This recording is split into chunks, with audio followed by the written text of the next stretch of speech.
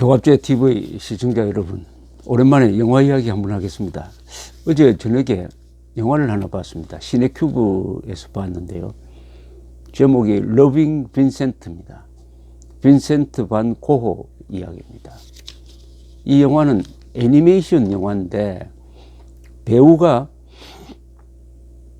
나오는데 그림처럼 나옵니다.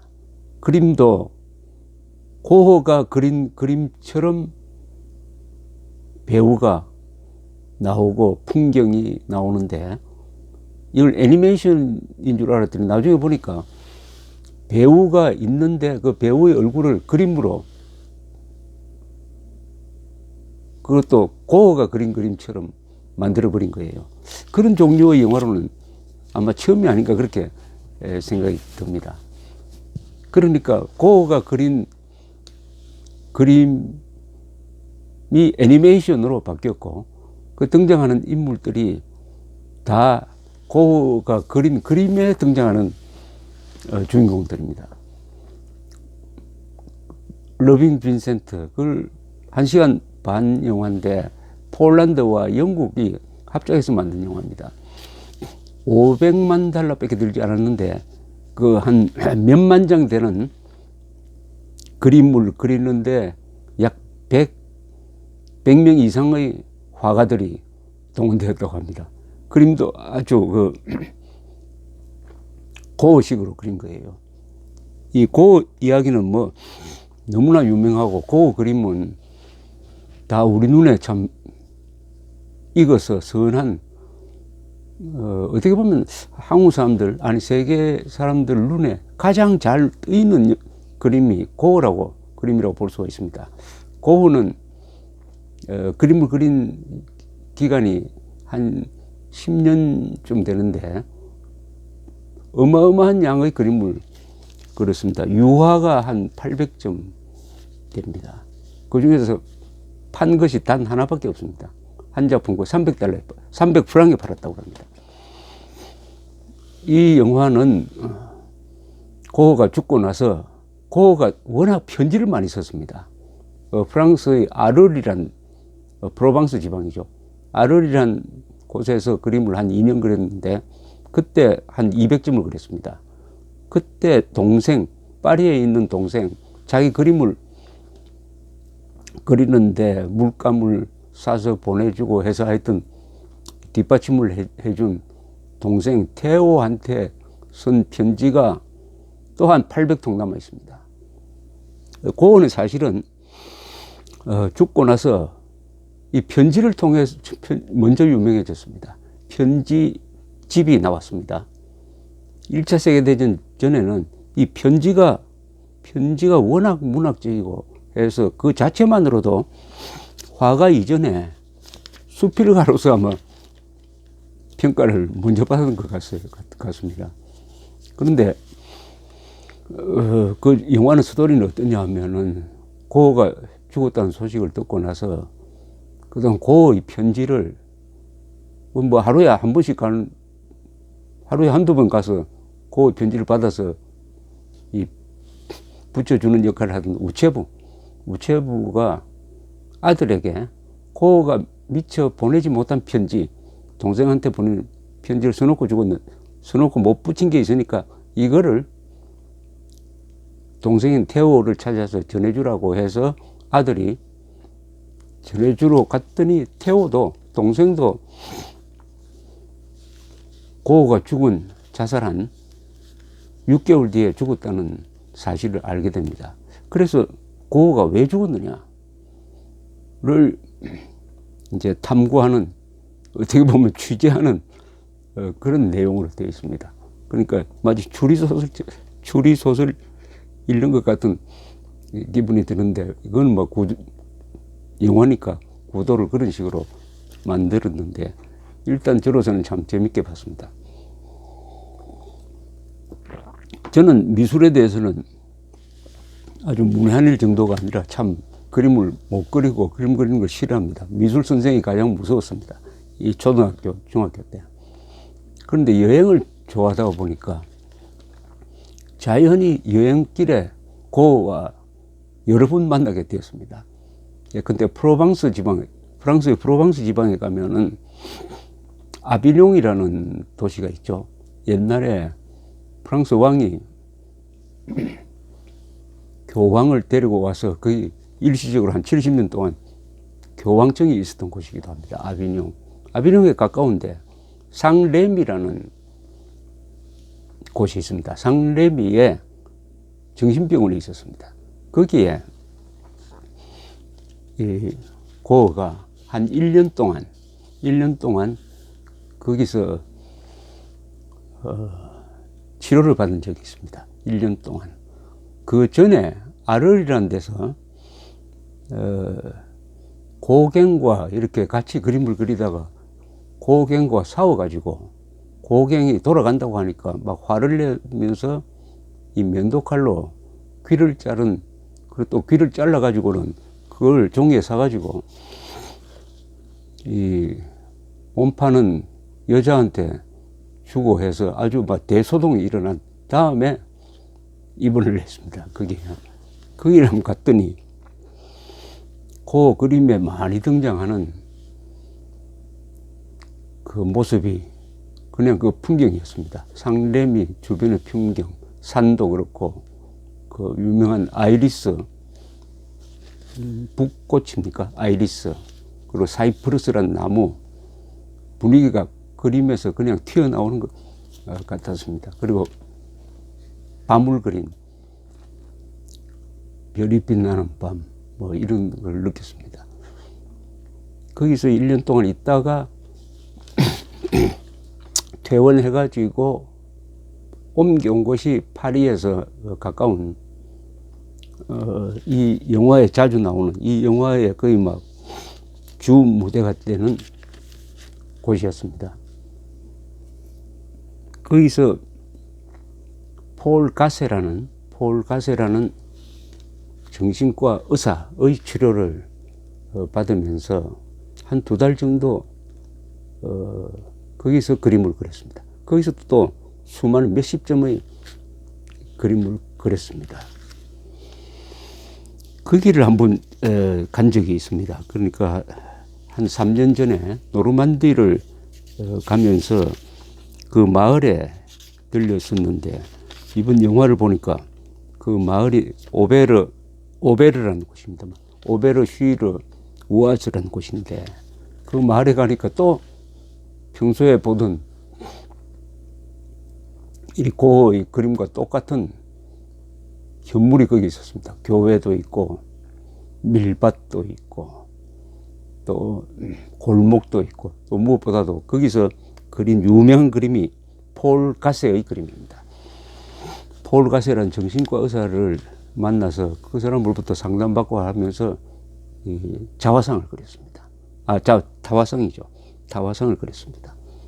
이 고흐는 자화상을 많이 그렸어요. 자화상이 한 40점 됩니다. 이 귀를 자르고 나서 붕대로 감은 그런 자화상도 그랬습니다. 그 자화상 뒤에 보면은 일본 그림이 하나 그려져 있습니다. 걸려 있어요. 그 자기 얼굴 뒤편에 우키요에 목판화인데, 일본의 목판화가 19세기 말에 유럽에 많이 알려지면서 화가들한테 큰 영향을 줬는데, 고흐가 바로 일본 우키요에의 영향을 받은 것을 그 자화상을 통해서 알 수가 있습니다. 그러니까 이 고흐는 37살에 원총으로 자살을 할 때까지는 그림을 단 하나밖에 못 팔았는데, 그러나 자화상을 40편이나 남기고 또 편지를 800통이나 남겼기 때문에 이분에 대해서 사후에 이 전기를 쓰기에는 참 좋은 거예요. 그래서 우리가 이렇게 익숙하게 고흐 하면은 누구나 고흐가 그린 그림도 하나씩 보고, 그림이 워낙 많으니까요. 뭐 스케치 한 것 같지만 한 2000점을 그렸다고 그럽니다. 그 중에 유화는 한 800점인데. 그런데 고흐가 살았을 때는 단 한 점밖에 못 팔았는데, 죽고 나서 지금 세계에서 가장 비싸게 팔리는 그림의 그 화가를 보통 세 사람을 칩니다. 앤디 워홀, 현대 화가, 그 다음 피카소, 그 다음 고흐입니다. 고흐. 세계에서 가장 비싸게 팔린 그림 리스트를 쭉 보면은 거기에 이 세 사람께 많이 들어있는데 거기에 들어있는 8점의 그 랭킹 한 5, 60비 든 그림 중에 들어가 있는 8점의 고흐 그림 값이 얼마냐? 8점입니다. 그 나머지는 생략하고 9억 달러입니다. 9억 달러. 그러니까 고흐가 그린 그림을 전부 다 합쳐서 요새 시가로 매기면 아마 수십억 달러 될 겁니다. 근데 본인은 단 한 점밖에, 그것도 300프랑에 파는 게 밖에 없다. 그리고 이 영화에는 그렇게 주장합니다. 고흐가 자살한 것은 자기를 이렇게 뒷받침하면서 고생하는 동생이 또 불치병에 걸렸다는 것을 그 가세한테 전해 듣고는 차라리 내가 죽어주는 것이 동생을 위해서 낫겠다 해서 자살했다는 뭐 이런 결론을 내리고 있습니다. 그것은 실제하고는 어느 정도 같은지는 모르겠습니다만은 그 정도로 동생에도 짐이 되고 이렇게 해서 죽었는데, 죽고 나서 이제 유명해짐으로써 지금은 뭐 세계에서 가장 비싼 화가, 또 가장 많은 작품이 전시되고 있는 화가 뭐 이렇게 되는데, 이분이 그린 그림 중에 1억 달러, 시가 1억 달러 이상 되는 게 세 점이 있습니다. 하나는 그 폴 가스의 초상이고, 또 하나는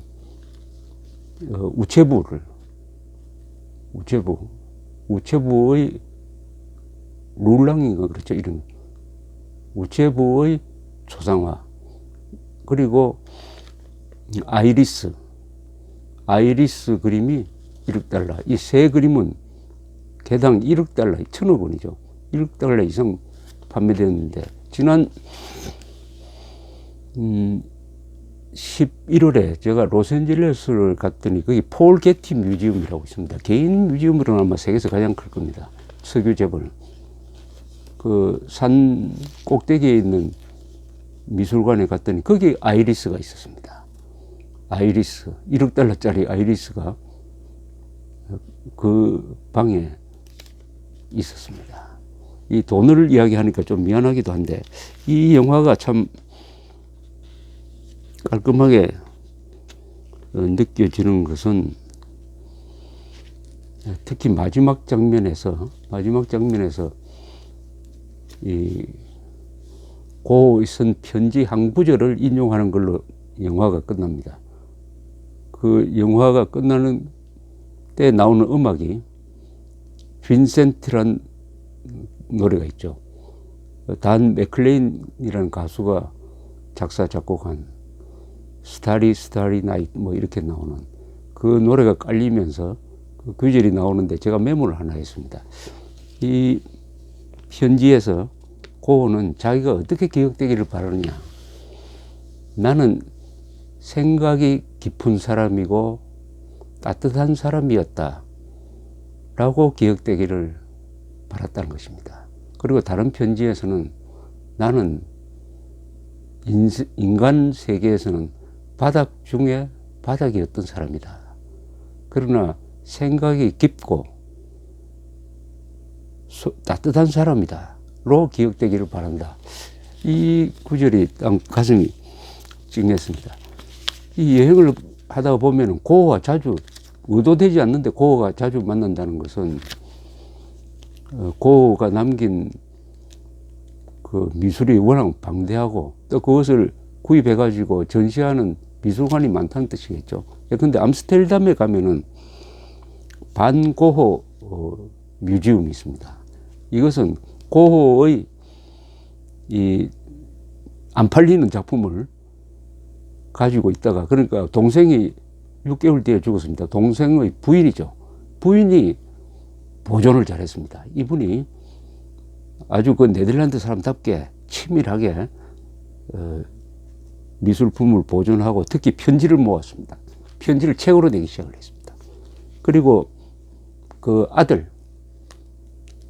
뭐 같은 이름인데 빈센트 반 고흐 아들이 그러니까 반 고흐의 조카죠. 조카가 네덜란드 정부하고 교섭을 해가지고 가지고 있던 이 작품을 기증을 합니다. 이 건물은 네덜란드 정부가 짓고 해서 1970년대 초에 암스테르담에서 문을 연 것이 반 고흐 뮤지엄입니다.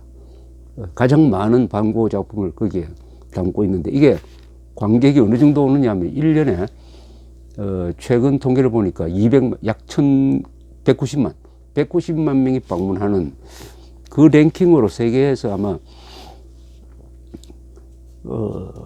개인 박물관 미술관으로서는 가장 관객이 많은 미술관이 되었습니다. 그뿐만 아니라 네덜란드에는 또 하나의 유명한 미술관이 있습니다. 크레일러 뮬러, 암스테르담에서 한 2시간 거리인데 크레일러 뮬러라는 그 숲속에 있는 유명한 미술관도 유명한 이유가 이 반 고흐의 작품을 많이 소장하고 있기 때문입니다. 이 반 고흐는 아시다시피 네덜란드에서 그 목사 아들로 태어났지만은 그래서 본인도 전도사가 되려고 했지만은 잘 실패하고 또 이 그림 파는 데서 뭐 직원으로 일하기도 하고 했는데 뭐 되는 게 없었습니다. 또 연애도 제대로 되지 않고 또 친구를 사귀어도 고갱처럼 막 싸우다가 헤어지고 고독했다. 이 영화 러빙 빈센트입니다. 러빙 빈센트의 주 테마가 고독입니다. 고독했다. 그리고 부모의 따뜻한 사랑도 못 받은 것 같아요.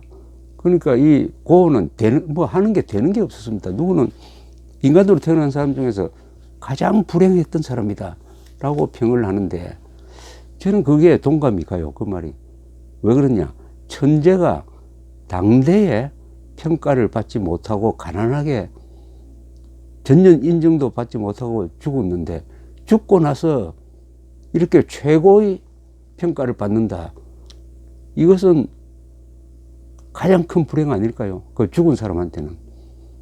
우리가 고흐를 좋아하는 것은 그 그림의 강렬함, 특히 색감, 그리고 그 그림에 등장하는 게 주로 꽃이라든지 뭐 들판이라든지 감자 먹는 사람이든지 씨 뿌리는 사람이라든지 아주 서민들이 많습니다. 우체부, 의사의 초상. 그래서 따뜻한 마음을 그 그림이 보여주는 거죠. 태양은 막 빙빙 돌아가는 것 같기도 하고. 그런데 미칠 듯이 그림을 그린 거죠. 미칠 듯이. 이 영화에도 보면 비가 와도 그림을 그리고 비 맞으면서 그림을 그렸다는 거 아닙니까? 그 고독함, 그리고 알아주지 못한 데 대한 이 보통 사람들이 미안한 생각이 있지 않습니까? 그 생각하면은 미안한 생각이 들지 않습니까? 죽고 나서 그 사람이 그림을 보고 이렇게 어마어마한 돈을 주고 사서 전시를 하지만은 고흐의 생애를 생각을 하면은 그것도 끝에 가서 자살을 동생을 위해서 동생이 너무 이 사람이 부담을 가진 게 스트레스를 고독한 것도 그렇지만은 유일하게 자신을 그렇게 오랫동안 봐주고 뒷받침해 주는 것이 동생이었습니다. 근데 동생한테 부담만 되지 동생을 위해서 해준 것은 하나도 없어요.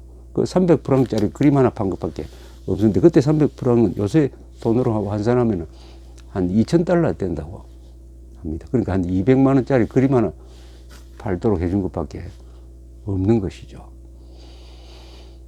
그래서 이 영화를 보면서 당대에 알아주는 사람이 없었던 천재의 고독이 뭐냐 하는 것을 느꼈습니다. 제일 대치되는 사람이 피카소죠. 피카소는 당대에 알아주고 당대의 부자가 되고 당대에 유명한 사람이 되고 당대의 권력자가 되었습니다. 그러다 보니까 게르니카라는 그림을 그려가지고 나치를 고발을 했는데, 나치가 프랑스를 꺾고 파리를 점령했을 때 피카소는 도망을 안 갔습니다. 나치가 피카소를 건드리지 않았어요. 그러니까 반나치 운동을 한 적은 없습니다. 그리고 이 사람 프랑스 공산당원이었습니다. 공산당원일 때 우리한테 못할 짓을 했죠. 유교를 공산당 입장에서 비판한다고 해가지고 한국에서의 학살이라는 그림을 그렸습니다. 이게 공산당은 세계 공산당의 선전 자료로 이용됐습니다. 그래서 피카소가 1950년대 초에 미국에 가려고 했더니, 그때 게르니카라는 그 그림은 미국에 있었습니다. 미국 FBI에서 입국을 금지시켜 버렸습니다. 그래서 피카소는 한 번도 미국 가지 못하고 죽었습니다. 그런 피카소와 이 고흐는 거기가 거기죠. 한국에 이 고흐와 비슷한 분이 한 분 계십니다. 그런 이중섭 씨도 그렇고, 권진규, 제가 기억하고 있는 권진규 조각가. 권진규 씨도 그 조각품을 당대에는 별로 못 팔았는데, 그분에 대해서 쓴 글을 보니까 어떤 중국집에 갔더니 중국집 주인이 그분이 새긴 조각품을 하나 사가지고 그 계단 옆에 놓았다는 걸 보고 그렇게 반갑게 생각하더라고요. 지금 권진규 씨의 그림이 제일 비싸게 팔리는 조각품 중에 하나죠. 권진규 씨도 자살을 했습니다. 그 자살한 그 벽에 낙서가 있었다고 합니다. 달력에 낙서를 했다고 합니다. 그 낙서가 이런 내용이었다고 합니다. 범인에겐, 보통 사람입니다. 범인에겐 침울, 바보에겐 존경을, 천재에겐 감사를. 그 범인이 누구냐? 침을 뱉다는 그런 뜻이죠. 그건 아마 보통 사람이라는 뜻이 아니고 자기를 알아주지 않는 평론가, 비판하는 평론가를 말한 게 아닌가 모르겠습니다. 범인에겐 침을 뱉다는 뜻이죠. 바보에겐 존경을, 천재에겐 감사를. 왜 바보를 존경한다고 했는지 모르겠는데, 바보가 천재를 알아준다는 뜻이 아닌가 모르겠습니다. 근데 저는 천재라고 하면은 그 범위를 넓혀서 생각합니다. 예, 근데 박정희도 천재입니다. 그 사람은 뭐의 천재냐? 행동의 천재죠. 행동의 천재. 행동의 천재. 이승만은 무슨 천재냐 하면은 역사의 천재죠. 역사의 흐름을, 세계의 정세를 꿰뚫어 보는 데 있어서 천재적인 사람이죠. 전두환도 천재입니다. 전두환 대통령 보고 머리 나쁘다고 하는 사람이 머리가 나빠요. 전두환이라는 사람은 사람의 마음을 잡고 사람을 부리는 데서의 천재입니다. 그런데 그런 천재성이 이 지식인들, 속 좁은 지식인들에게는 천재성을 발견하는 눈이 없는 거죠. 그러니까 권진규 씨가 말한 범인에게 침을 했을 때 그 범인은 바로 이 속 좁은 지식인을 가리킨 거 아닌가, 그렇게 생각을 해봤습니다. 러빙 빈센트 한번 보시기 바랍니다. 마음이 서늘해질 것 같습니다. 감사합니다.